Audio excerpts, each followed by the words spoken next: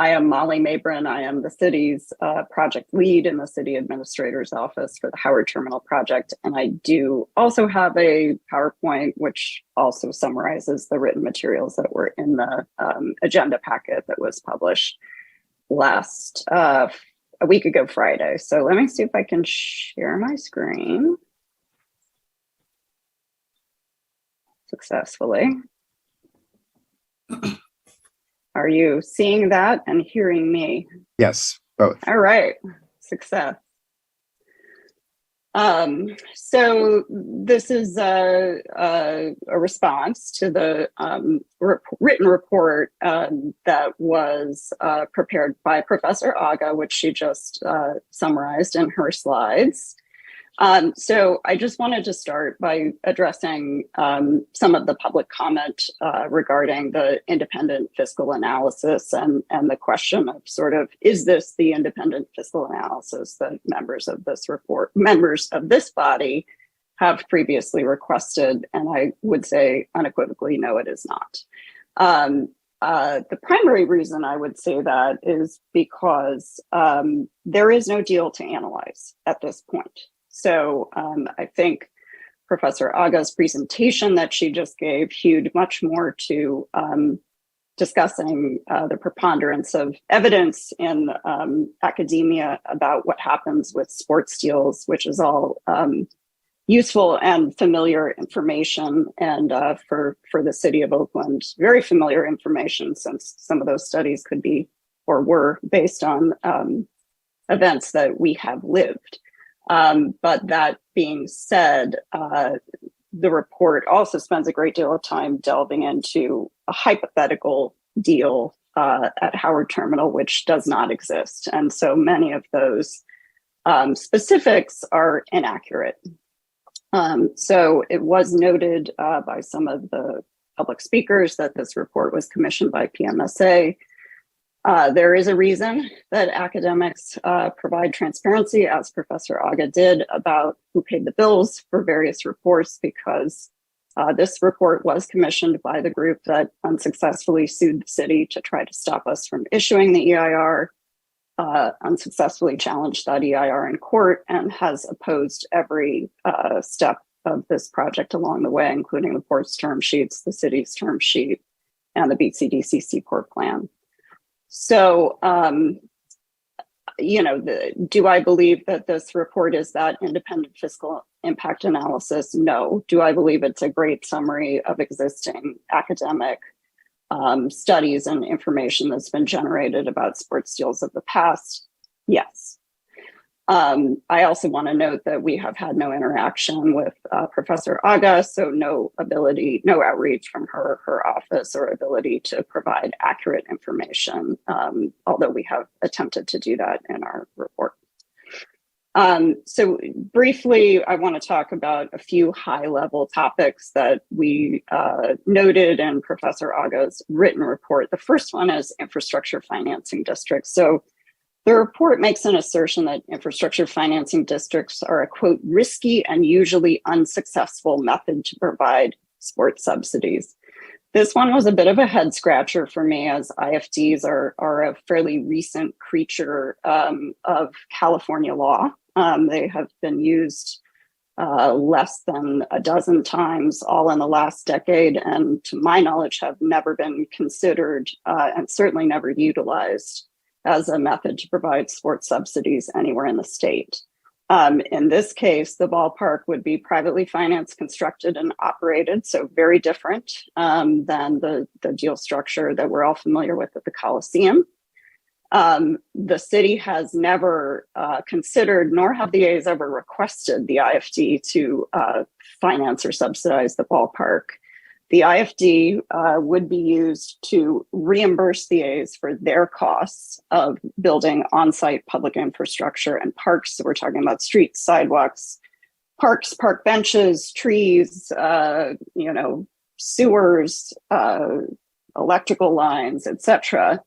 That would be public property and would be constructed by the developer at the developer's own expense. So Professor Agha noted The term eligible public infrastructure, that's a term that comes directly from the state law. So that's what we're talking about when we talk about eligible public infrastructure, and those who are knowledgeable about IFDs will, or who have sat through boring presentations that I've given previously, will know that all of the infrastructure to be reimbursed needs to be specified in something called an infrastructure financing plan, which would be coming to the City Council for approval with all of the detail about what the maximum reimbursement would be and for what purposes those reimbursements would be made. But the bottom line with an IFD is that all of the risks associated with funding on-site infrastructure, including delays, cost increases, cost overruns, scope changes, the dirt was dirtier than we thought it was, would be borne by the developer because it is their responsibility to build and install all of that infrastructure, and they would only be reimbursed to the extent there is tax increment available after the private investment has been made, after buildings which create tax increment have been completed and occupied and placed on the tax rolls.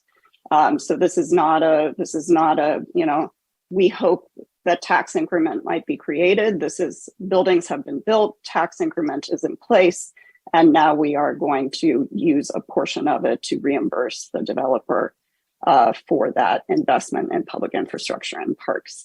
And finally, I would note that IFDs have been successfully used in this way, including in our own backyard quite recently for the Mission Rock project, which the professor inaccurately noted is not a beneficiary of this type of financing. In fact, they are, and the Treasure Island project.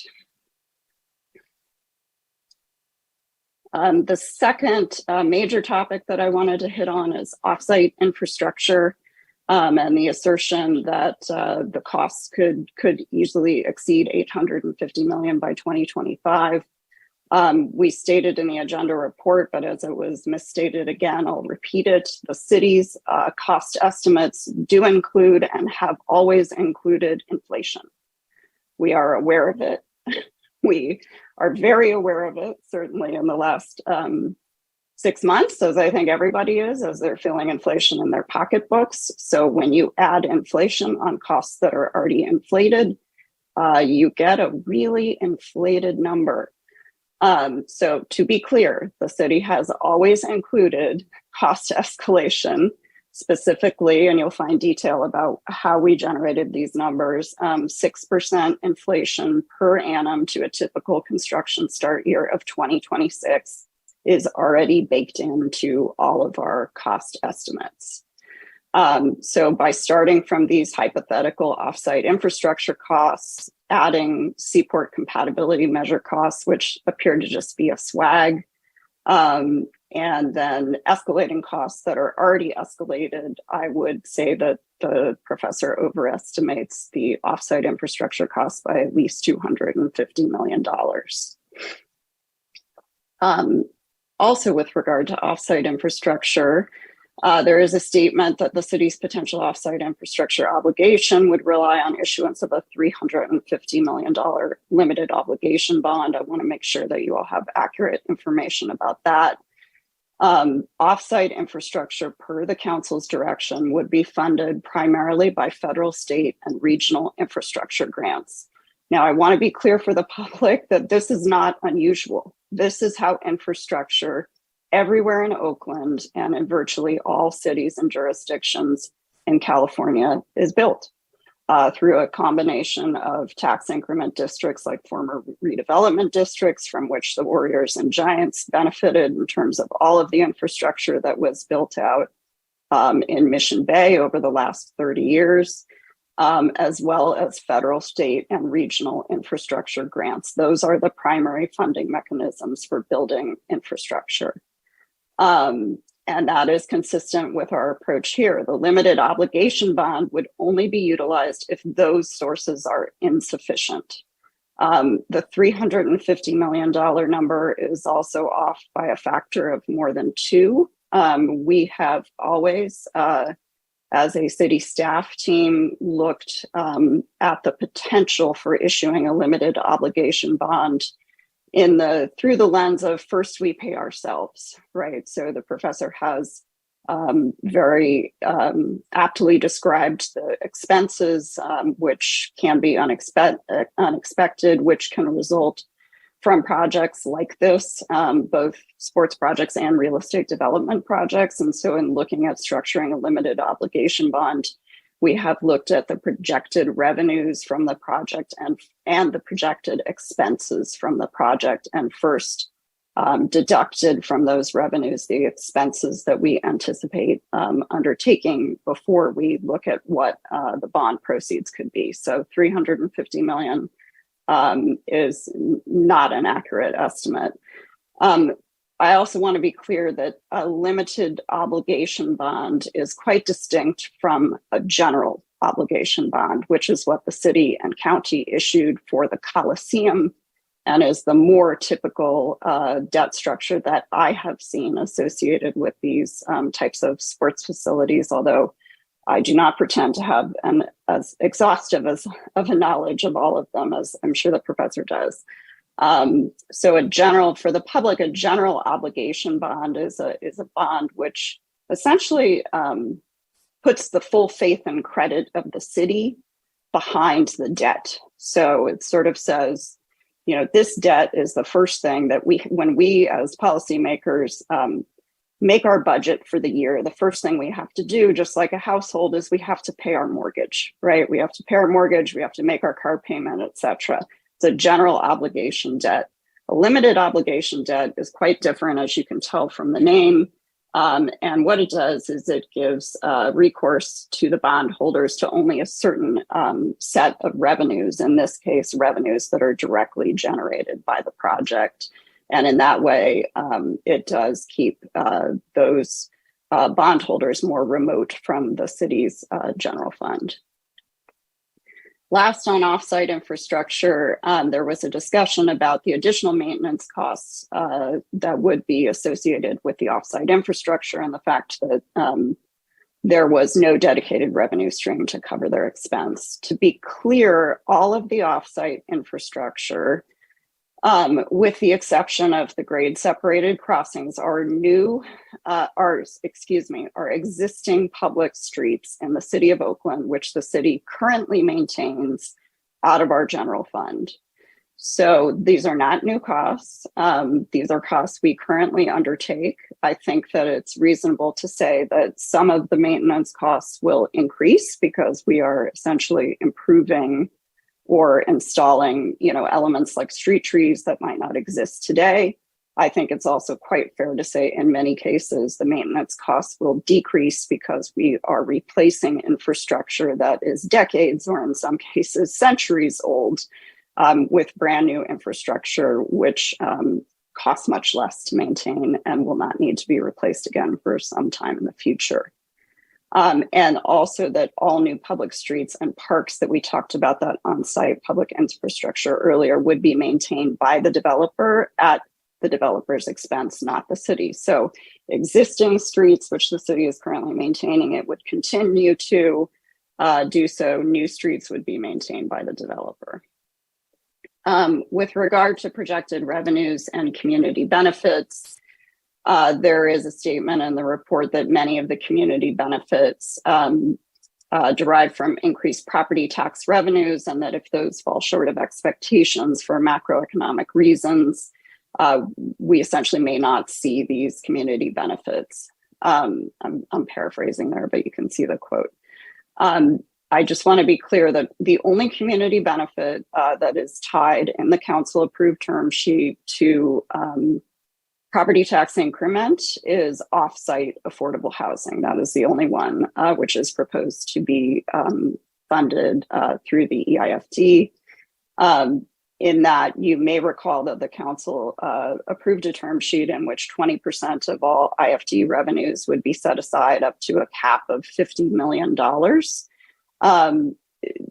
Given the amount of tax increment that is expected to be produced by the CIFT, I think the idea that we would not reach that 50 million is extremely remote. However, it would take longer. So I will, and time is money. So I think there's some truth to that, but it would not feasibly reduce the total amount of money that's set aside for that purpose. And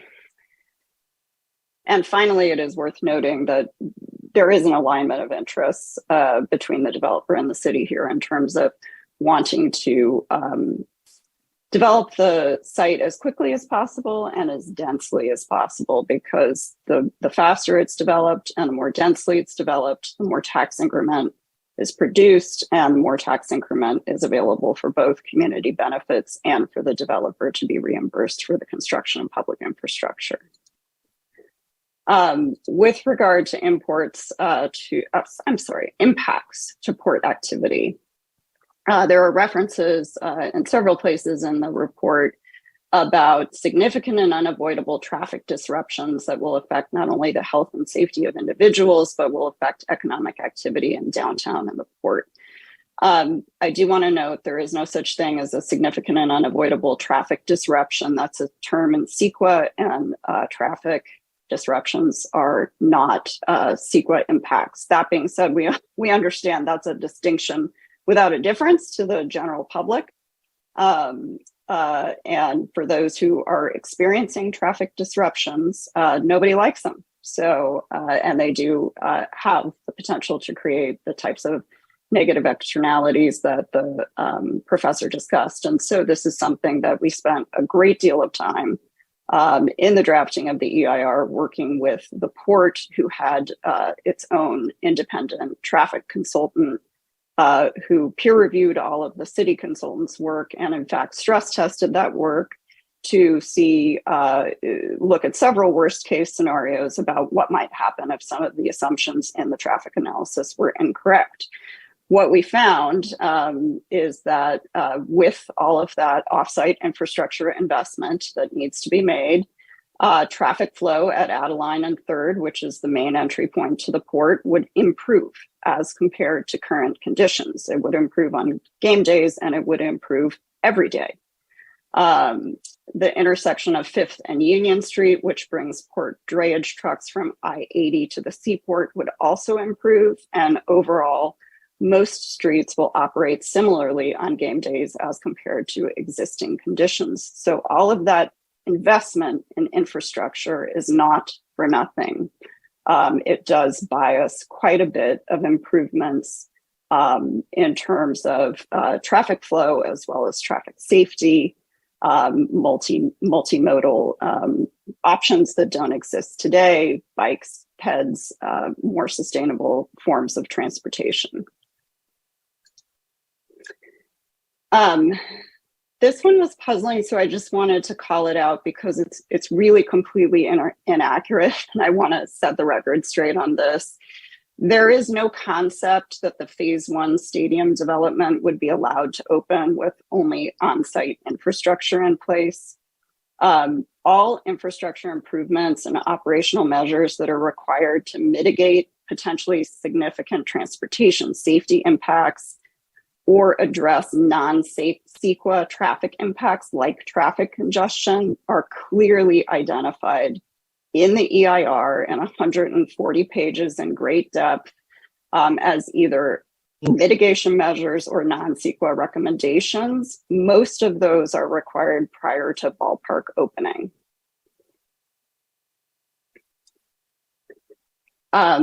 There is also a section of the report which is dedicated to the turning basin. For those who are not familiar, there is an existing turning basin at the southwest corner of the site.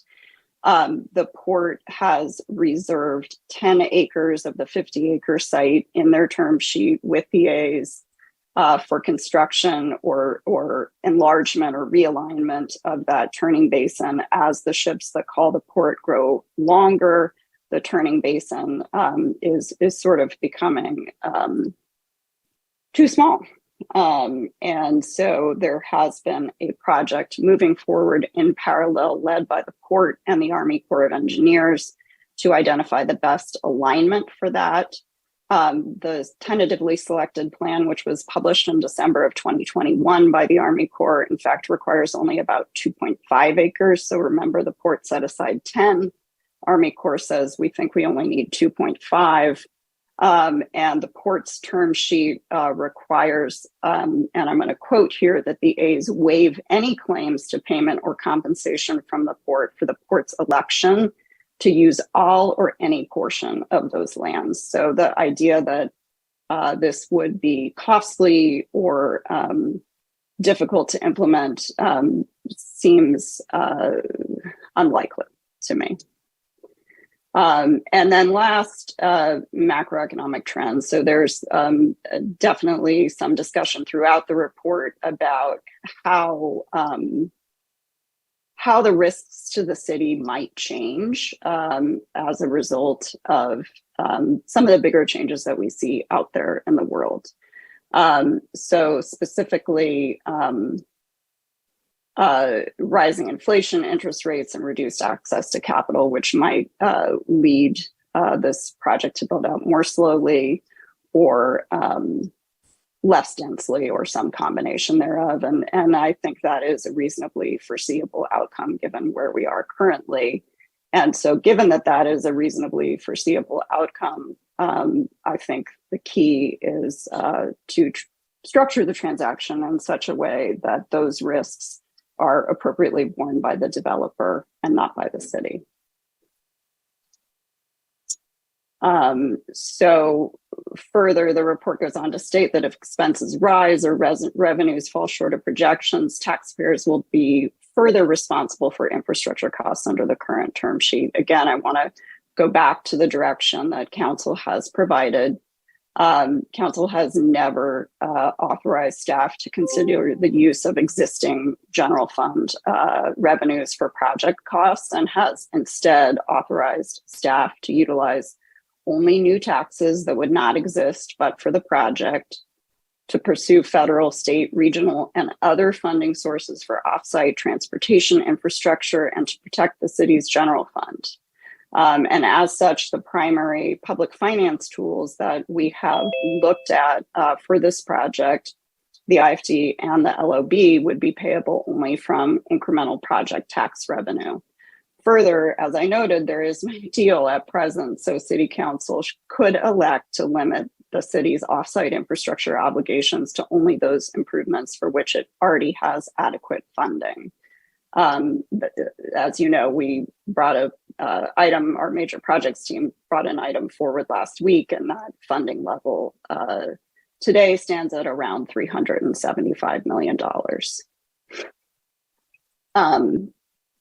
On macroeconomic trends, and the professor touched on this in her presentation, that none of these economic factors, meaning if these economic factors come to play and the project builds out, less densely or more slowly, that doesn't change the infrastructure that's required.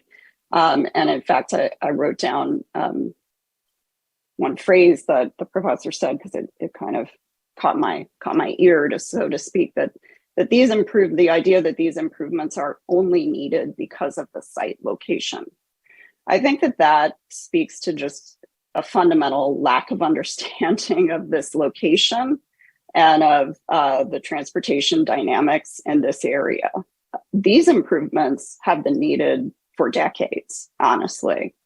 If you talk to UPRR, if you talk to the tenants of Jack London Square, people who live there, if you talk to Capitol Corridor, port tenants, you will hear an earful about what a mess this area is from a transportation standpoint. So I think our entire team takes great pride in the fact that we have, in the course of 1 year, raised an amazing amount of infrastructure money, which will benefit Oakland and be available to Oakland's communities, and to our port to make improvements that have been deferred for decades, or in some cases, centuries. And these will go forward, and they will benefit all of these stakeholders, whether or not the ballpark is ever built. As noted, we have already secured $375 million for these purposes. These are to make improvements on existing public rights-of-way and city streets that are used by Oaklanders and visitors to Oakland every day, not just for a billionaire ballpark owner, as many opponents like to say. And that process will begin early in 2023 based on council's direction just last week. So those improvements will move forward, and we will deploy those funds in 2023 jointly, city and port, whether or not the ballpark project ever moves forward. So in conclusion, just a couple of high-level responses to things we've heard in public comment or private conversation. Just to clarify, the July 2021 term sheet is non-binding. So any discussion about obligations that the city has taken on, you need to substitute in your mind obligations that the city has contemplated taking on. The city and the A's have not reached an agreement. The city has no obligations under the term sheet. Current status of the negotiations between the city and the A's. So we did receive detailed feedback from the council in July 2021 in the form of the term sheet. Based on that direction, staff, my team, has been working to negotiate a deal structure that, if approved, would not place the city's general fund at risk. To date, we have not been able to arrive at an agreement on a potential deal structure that meets this goal with the A's, and thus negotiations are ongoing and will continue into 2023. So while I understand that folks are impatient to get an independent fiscal analysis, one cannot, with any accuracy, analyze a deal which does not yet exist. So what's next? If and when the parties reach agreement, there'll be a whole bunch of things coming back to the council: general plan amendment and rezoning, map and preliminary development plan, development agreement, public infrastructure and financing agreement, which is really where the meat of most of what we're talking about today would live, non-relocation agreement, event day cost reimbursement agreement, resolution of intention to form an IFD, and the infrastructure financing plan, which is really sort of the guiding document, if you will, of the IFD that details what infrastructure would be reimbursed and to what degree. And I do just want to note that, sorry, I accidentally fast forwarded, that the IFP is legally required element of forming an IFD and is very prescribed in terms of what it needs to include. So there's no chance that an IFD will be formed without full transparency on those items. So when will you see an in-depth analysis of the fiscal impacts of the proposed project? So the way our process works in Oakland, most of these items would go to Planning Commission first, and then they would proceed back to this committee to CED, which is the point at which we would provide an in-depth review of the fiscal impacts of any deal terms actually, not hypothetically, negotiated and recommended by staff. And the city has retained its own team of financial consultants, all of whom are very experienced in transactions of this type, to both advise on an ongoing basis and analyze the proposed transaction. And finally, what about this report? You know, am I telling you ignore it? And the answer is no. I don't think you should ignore it. I think there's a lot of inaccurate information as relates to the specifics of this deal. And I think there's a lot of useful information as relates to sports deals writ large. This is a case where in Oakland, we talk a lot about the value of lived experience. And so I think it's important to look for good information wherever you can find it. The professor has brought to the table a lot of academic work around this, and I think that's certainly valuable. But I would also say that in Oakland, we've been to the school of hard knocks when it comes to what can go wrong when you make deals with sports teams. And so, I think we probably agree in many ways with the professor on the essential questions that we need to grapple with as a city in order to decide, is any potential deal that comes before the city a good deal or a bad deal? Are we overpaying? Are we not paying enough? Are we providing more subsidy than is required? Are we getting enough benefit, right? So some of the really guiding questions that we have grappled with as staff in these negotiations is, what is an equitable distribution of the substantial costs of building infrastructure, both on and off site, between the public and private parties, both of whom will benefit greatly, honestly, from that? How do we protect future generations of Oakland taxpayers from being left holding the bag, so to speak, as we have been by sports deals of the past? How do we use this project to catalyze public investment like that $375 million in infrastructure money that we just talked about, and to optimize the public benefits of the project rather than just the private benefits of the project? And how do we ensure that we can build this project in a way that ensures both the port and the city can continue to grow and thrive? So I am not going to read every word on this page, but I just wanted to sort of give you, council members on the CED committee, a little bit of a rubric or a cheat sheet in terms of how we on the negotiating team think about, this and grapple with this question of, is this a good deal? And is this a deal I would feel comfortable going in a public meeting and telling the decision makers of my city, I think this is a good deal and you should go forward with it or not, right? So there's two sort of sides to this coin, risk and reward, right? So there are any number of different deal scenarios that could come forward. This is not meant to be exhaustive of all potential transaction structures, but to give you sort of a yardstick, for lack of a better term, of thinking about risk. So highest risk scenarios would be ones in which the city is responsible for funding and building all offsite infrastructure on a schedule prescribed by the A's, regardless of whether or not we're ever able to secure enough federal, state, and regional funding. I think this is the scenario which the professor's report assumes we're in. City forms an IFD and issues the LOB and uses those LOB proceeds to reimburse the A's for on-site infrastructure, meaning that we don't have the ability to use those proceeds for off-site infrastructure. And you have to then think about, if we're essentially acting as a contractor, for lack of a better term, in building this offsite infrastructure, and it needs to be done by a date certain, what happens if that date comes and goes? What's the city's liability?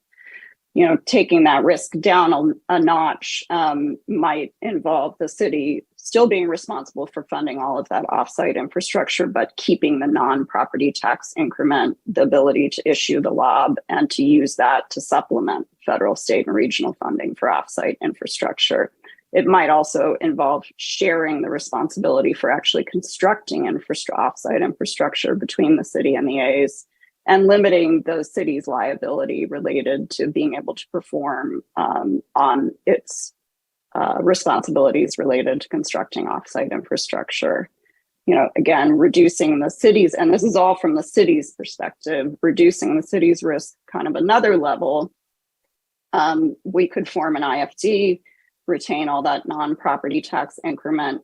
We could sort of divvy up responsibility for paying for and building offsite infrastructure in various ways that make sense. I mean, one way is really looking at who benefits most greatly from a particular piece of infrastructure. There's also just pragmatic considerations like construction sequencing and where construction trucks that are building on site are going to be using offsite streets, and so there's pragmatic considerations that might come into play there. And then the lowest risk would be the city forms an IFD, never issues a lob, keeps all the rest of the tax increment, and simply acts as a pass-through entity for all of this federal, state, and regional infrastructure funding, with the developer acting as our agent to build it, which is what we did at the Army base. So again, these are not all of the scenarios. This is just an example for when and if a deal actually does come back to the council for consideration, to think about this question of risk. And then the other side of the coin that we are always looking at is benefit, and how do we maximize that? And so, the lowest public benefit scenario in this case, in my view, or in our negotiating team's view, would be one in which Howard Terminal isn't redeveloped. This valuable waterfront property continues to be used for essentially container storage, which is not a water dependent use and can be easily accommodated elsewhere in the city and the port. There's no public access to the waterfront. Our property tax receipts continue in perpetuity at about $75,000 a year. We do go ahead, as I noted, with our $375 million in planned infrastructure investments, and the A's may leave Oakland. I'm too definitive here, so I'll change that before I post it, because we don't know. Moderate reward would be one in which the ballpark district moves forward. We get 18 acres of new waterfront parks, a 1.5 mile extension of the Bay Trail. That would be a long Bay Trail. We get affordable housing per our current code. We get an expanded tax base once the IFD terminates and any lob bonds have been matured. We get probably more investment in infrastructure, more jobs, and the A's stay in Oakland, but perhaps with a non-relocation agreement that doesn't really give us everything we would like in terms of security about how long they'll stay and what we can do about it if they decide to leave. And then in the highest reward scenario, we would get all of those things, but we would also get substantially more affordable housing. We would get a community fund, and we would enjoy a larger tax base immediately if we don't ever issue the lob. And we would get a much more robust non-relocation agreement. So that's kind of my rubric of how we think about the deal and try to assess what is the benefit to the public, and what are the risks to the public. And with that, I am going to stop sharing, and I'm happy to take questions.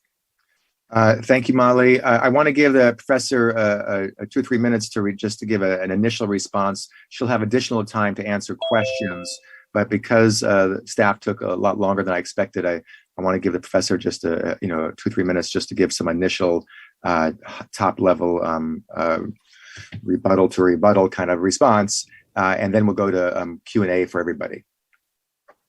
Thank you for those couple of minutes. Just a couple high level comments. Again, I didn't know what the city was going to be presenting today. I guess the first question I would ask is, why would a city hired report be more independent than the one that I did?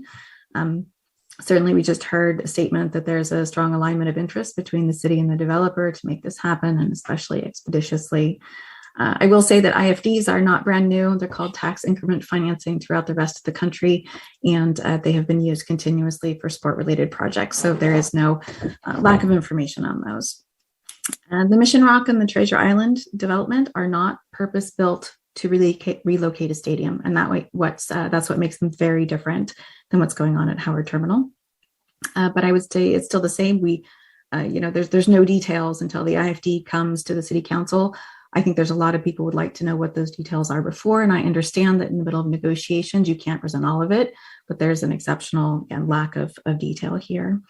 I just want to clarify, I didn't suggest that their reports didn't have any inflation in them. And I didn't add inflation to inflation. I took my $500 million from what was listed on the town for all website at the time that I did my report, and I inflated it from that point forward.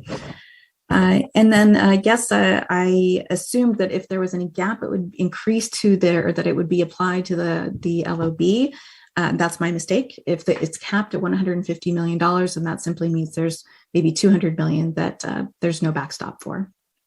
And that, again, has no funding component right now. It's excellent to hear that there's ongoing maintenance is being taken into account and taken into account. I would also say that, common sense with traffic, despite all the best efforts to build and account for what's going on in the Port of Oakland, anybody who's been to a large event knows that there's traffic, and traffic is time, and traffic affects all the businesses in the area. The environmental impact report said that the Webster and Posey tubes would also be dramatically impacted. I haven't seen any solutions for those. That in fact impacts residents and businesses in Alameda as well. It can make traffic in downtown worse. So there's lots of other unintended impacts well beyond the Port of Oakland, even if port traffic issues are somehow solved. The turning basement, the enlargement, from what I understand from port stakeholders, takes about 10 years to do large port projects. There's also trends in cargo ships to become larger and larger over time. Really great graphics I could share, but don't have the time to do that. So they'll need to be expanded again in 10 years. And if all that land is taken up with buildings, residences, that might not happen. So that could affect the port in the long term. I didn't suggest that the general fund would be explicitly used, but as I shared, it will be affected by the choices of an infrastructure, an IFT and an ILOB, and taking any expenses that would have benefited the general fund and moving them into tax districts will decrease the general fund. And finally, understand that the term sheet is non-binding, but it is absolutely a framework for negotiations. And so that's the best public information that we have at this point. There is nothing to suggest that it's going to change dramatically from that, although I think in some places we'd like to see that it would improve in the benefit of the public. Missing from the benefits on that slide are, of course, some important information on what the correct number of new jobs would be. Moving a business from one side of town to the other doesn't generate a lot of jobs, and lots of research shows those construction jobs are going to come from outside the community, and if anything, will be exceedingly temporary. I'll stop there so we can have deeper discussion. Okay, thank you. Thank you, Professor. Thank you, Molly, for the presentations and the back and forth. I'm sure we'll have some questions here, so I want to open up the floor to our council colleagues, council members Gaio and Fife. Councilmember Taylor is not here today, so I'll see if any questions. Councilmember Gaio, I'll call on you first. Yes, thank you, Councilmember Calvin, Councilmember Fife, for allowing this opportunity to come before us to have a better, clearer understanding of what the future may hold for the city of Oakland, the investment and so forth in community and throughout the city. But before I do that, I want to thank Dr. Nola. And for those of you that are viewing this program that don't know who she is, I'd like to just take a minute to thank her and explain to you, the work that she does. Dr. Nola is a California native. She holds a PhD in management with a concentration in sports economics from the top-ranked sport management program at the University of Massachusetts.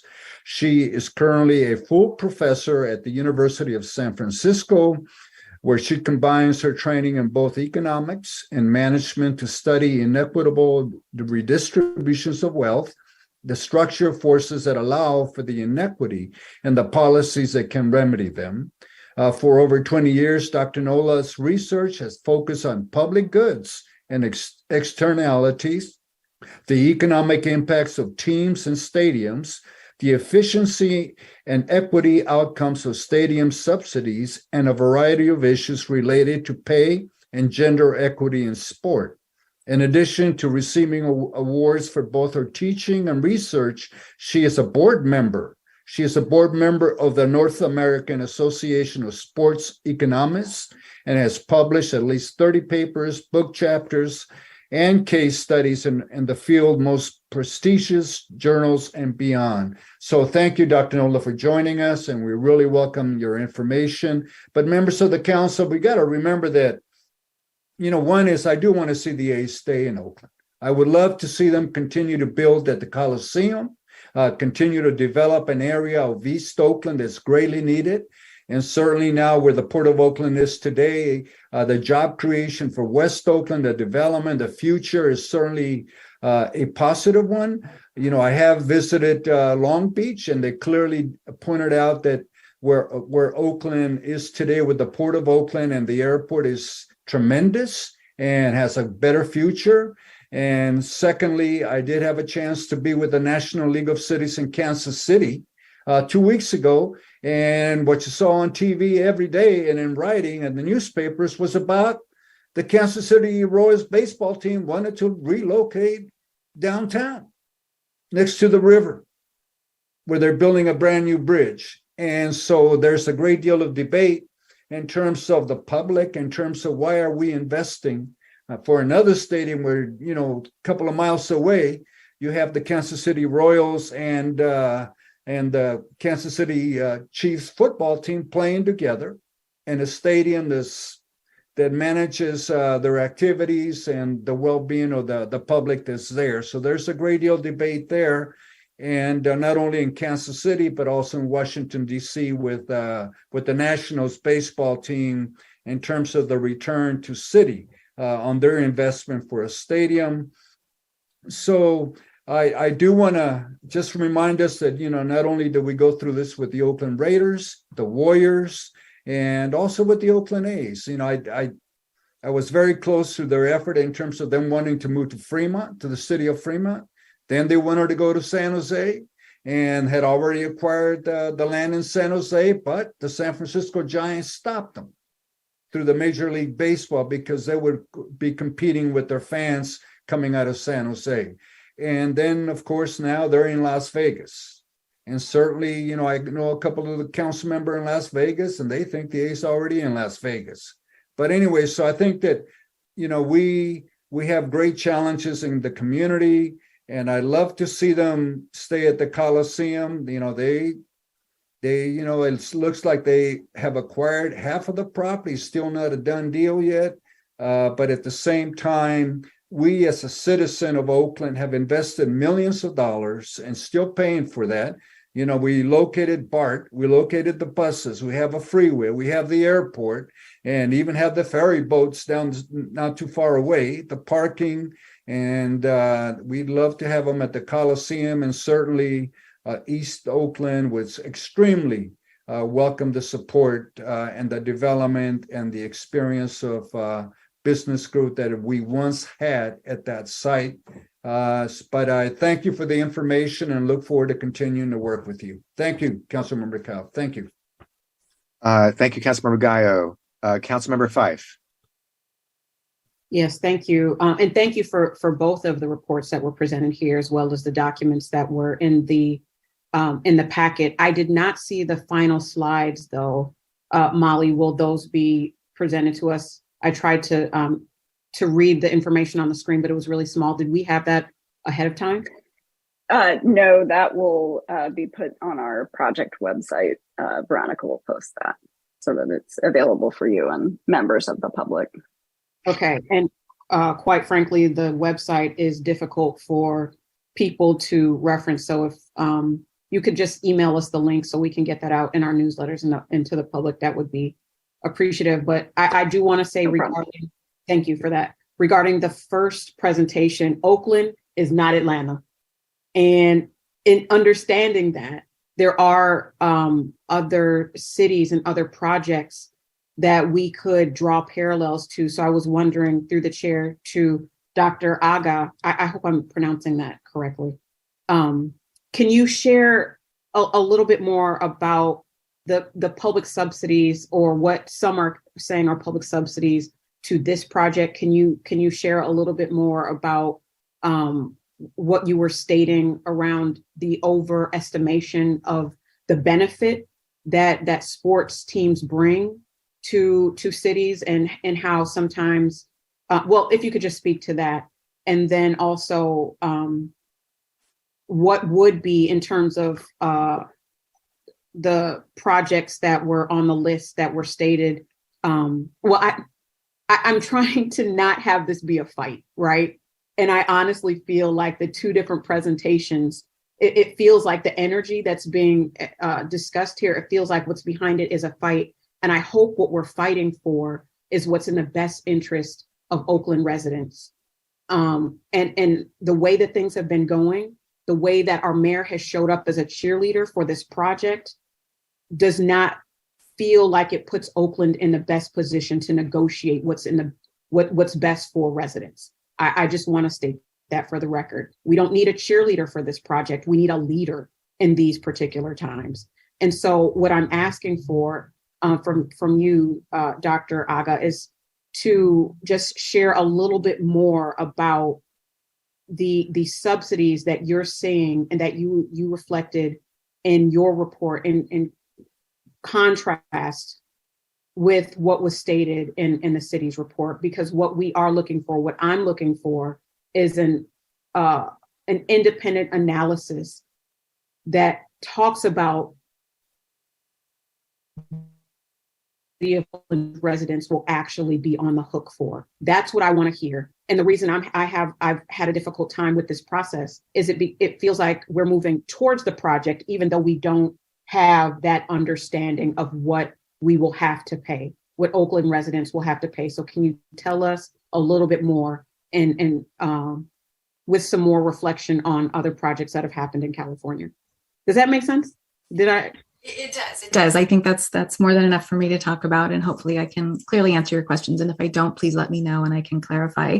But I think your final statement is one that I agree with as well, that it feels like we're moving towards it, but without a really clear understanding of what has to be done and what has to be paid for. And I think the city administrators often acknowledges that as well, that there's lots of places where we don't have clarity on this.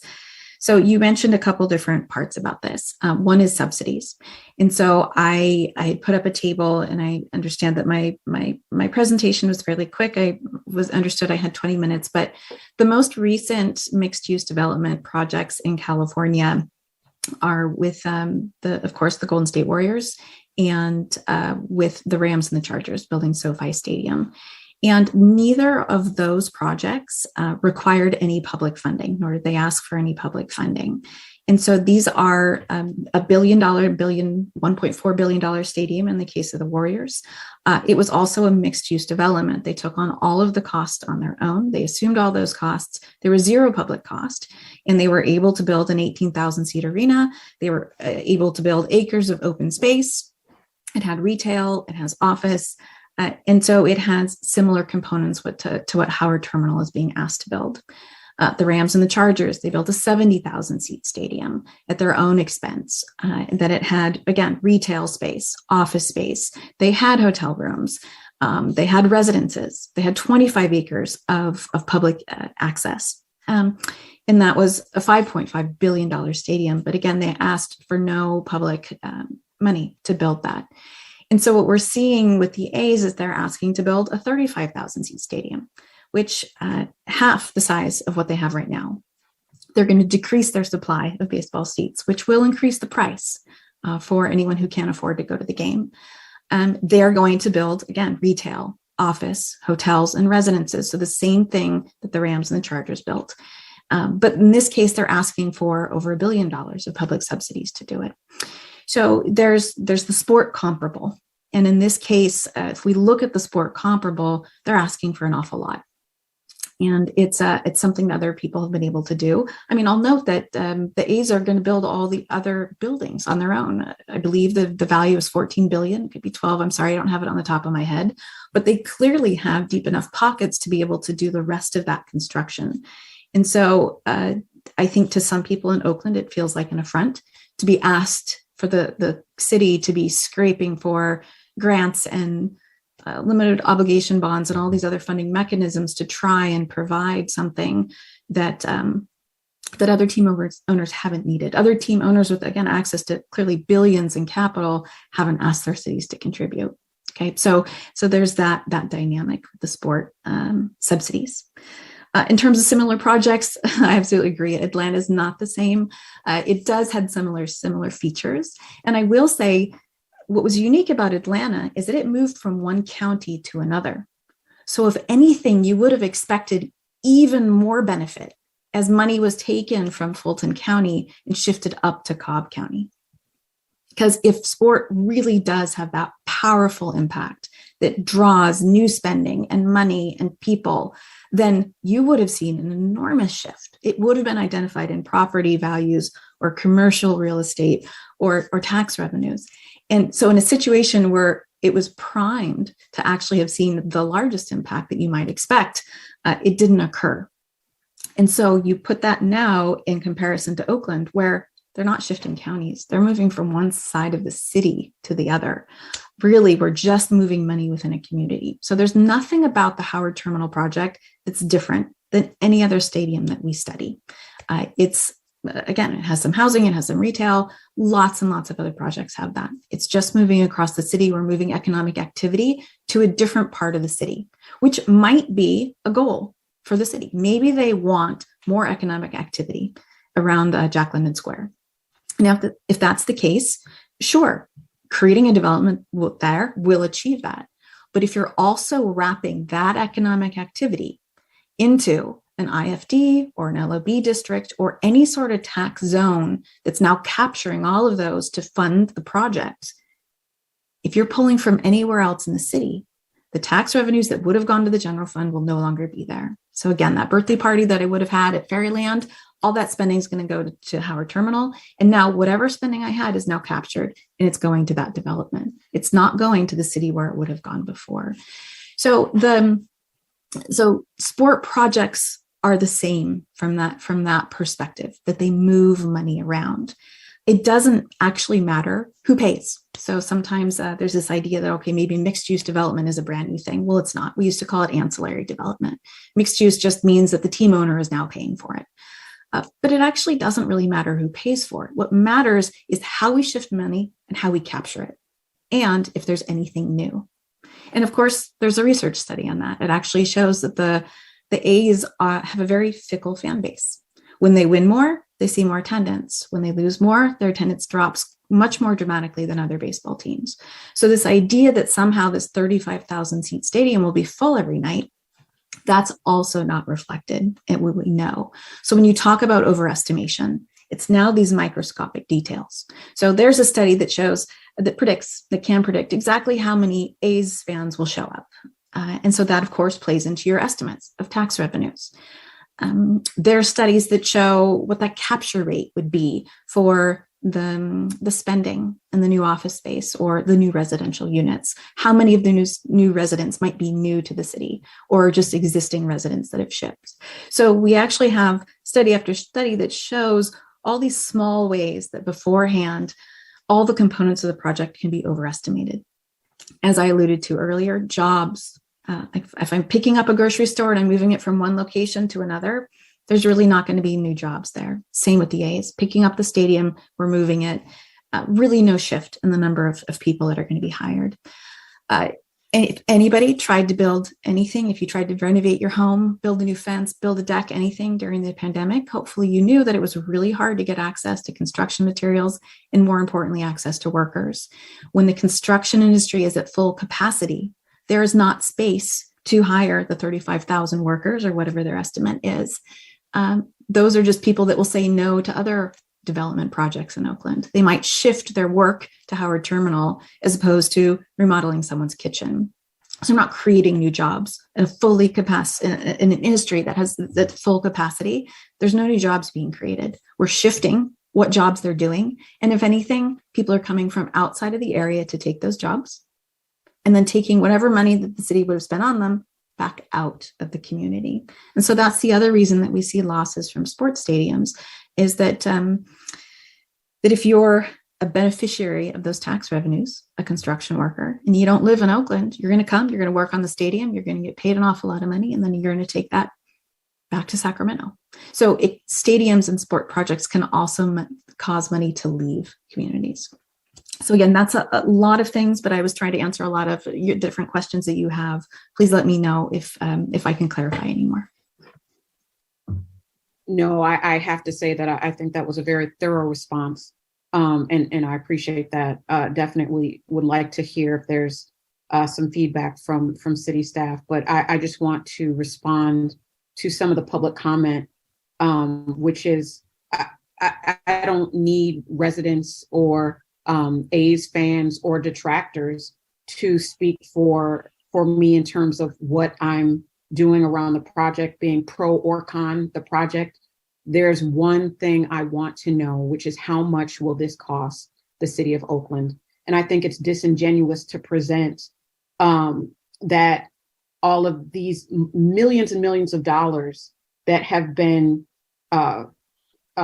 characterized as bringing marginalized people to the waterfront or giving access to the waterfront to a community that's been disenfranchised for years, speaking about African-American residents of West Oakland, opening up the waterfront access to them is why we applied for these grant funds, which is initially how they were characterized. I find that tremendously disingenuous. And if the city of Oakland is working to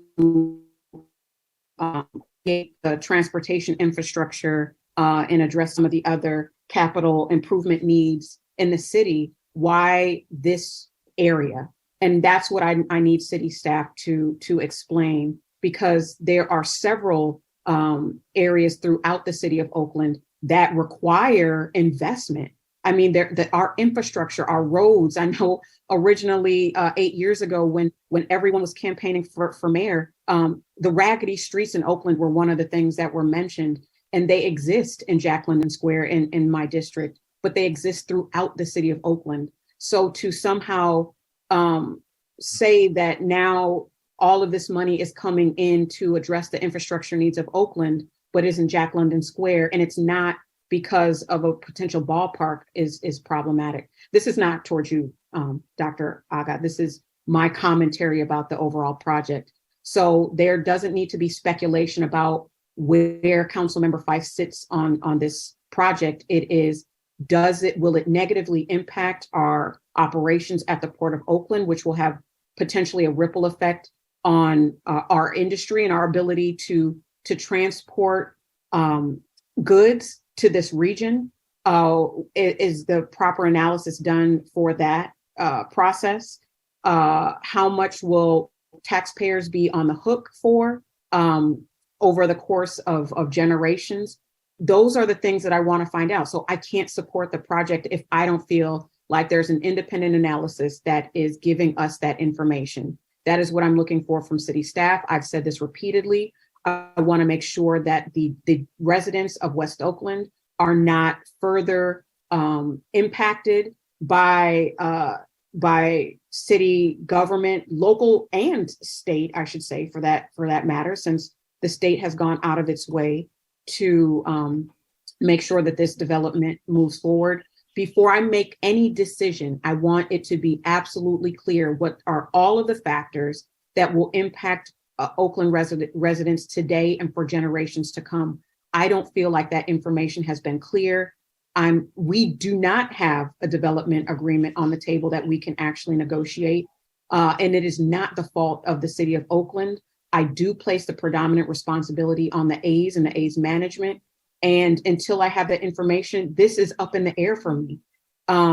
Things are moving forward because there's political weight behind it, not necessarily because it is the right direction to move in. And I hope that whatever decisions are made from this point forward, they are done when we get the complete analysis of the price tags as much as possible. I've been a part of so many development agreements that promise 25,000 kabillion trillion jobs, or like they have all of these grandiose promises that rarely come to fruition. So I want to avoid that. I think we have an opportunity to do things right in this situation, but we need the data. That's what I'm looking for. Thank you, Councilmember Cobb, for this opportunity for me to vent and rant and get the questions out that I wanted to get out. But I would love to hear from my committee colleagues as well. Thank you. Thank you, Councilmember Fife. Appreciate that. Thank you, both Councilmember Guy and Councilmember Fife. I don't know if I have any questions per se. I appreciate all the information, and in some cases, or in some elements of the information, there's different viewpoints in terms of the specifics or the magnitude of the information being shared. But as was pointed out by everybody, we don't yet have a specific enough deal to know all the information, although we can speculate. We can more than speculate. We could pretty much be assured some information or some elements have been more or less agreed to or as clear as a bottom line for the city, but the entire package is not yet done, that in and of itself is something that is a big yellow flag for me, that I fully expected the A's and the city administration with the mayor. I expected them to come to us, a year and a half ago with a deal that they've agreed to, and with some council input, and then bring it to the council for the council to say, well, wait a minute, we need 3 more things, and final negotiations, additional stuff that we require, and there'd be some final deal that would get on the table that the council would consider voting on. And here we have an administration that clearly wants to get to a deal, and they haven't been able to. And that's how bad it is. That's how, let's say, challenging it's been in terms of the A's negotiating, and the A's being apparently being sticks in the mud, or being this little too hard-nosed, or not enough of a compromiser, or whatever you want to call it. But we don't yet have a deal that even the administration that wants to get something would be okay bringing to us. And after this many years, this is sad. And we've heard, I think just very recently, that the commissioner of baseball says that next year is going to be it. But they seem to be giving us the most of next year to finish this deal, which is new information. They were pressuring us to deal with it, to get it done now, over the past several months. And it's clear that it's not done now. And so we have some more months to deal with, but it can't go on forever. And I see a possibility that that the administration, as much as they may try, and this includes the incoming administration, as much as they may try, may not find a deal that the A's will completely agree to bring to us. And what may happen is that the city council, with the administration, may have to craft our own deal and say to the A's, here's our last, best, and final offer, based on a lot of information, based on compromise, based on the city probably being more generous than we should. But we're not going to give away the entire store. And you A's better take it or leave it. I don't know if it's going to get to that point, but it might. And the A's need to understand that and stop playing around and stop being so unwilling to provide significant compromises. So that's where we're at. I don't think they're going to go to Las Vegas, but there are many cities in the country that might try to attract them, or at least a few. And we need to try to do our best to keep the A's with the development, but they need to do a better job in not saying no to all the things we're saying. So for the public out there that wants this to happen, I suggest you go lobby the A's. You don't need to lobby us. We've been lobbied 1 million times. Obviously, we're public officials, so you can lobby us all you want. But if you really want to get this done, go lobby the A's, because they're the ones who need to feel pressure. Yeah. I mean, again, and obviously we have to protect our ongoing general revenue sources, including some of our dedicated ongoing transportation revenue sources, making sure they're protected as part of a deal. So I've only said things that I've said before, so that's nothing new from my point of view. Councilmember Gallo, you have a closing comment? I just want to make a motion to accept the informational report.